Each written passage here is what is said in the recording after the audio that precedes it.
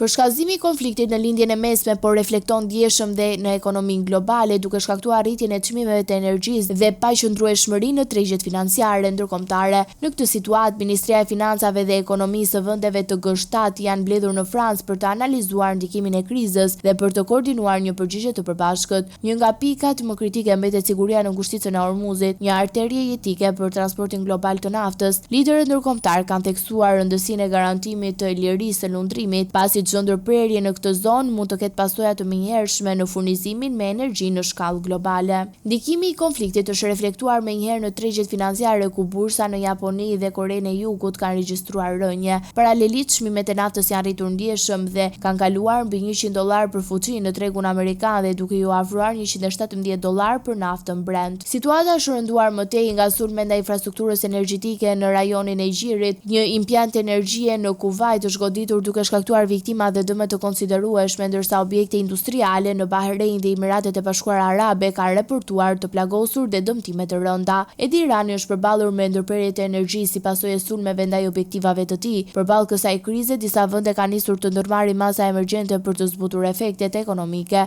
Australia ka ulur taksën e karburantit për të lehtësuar barrën e qytetarëve, ndërsa Indonezia ka reduktuar shpenzimet publike për të kursyer fonde. Në të njëjtën kohë, Tajvani ka vendosur të ngrejë çmimet e gazit për muajin prill, ndërsa Filipinët kanë siguruar furnizimin e alternative nga Rusia për të përballuar mungesat. Megjithatë, disa zhvillime japin sinjale të kujdesshme për stabilizimin, pasi Irani ka lejuar kalimin e disa tankerave në ngushticën e Hormuzit. Pavarësisht kësaj, situata mbetet e paqëndrueshme dhe me ndikim të drejtpërdrejtë te ekonominë globale.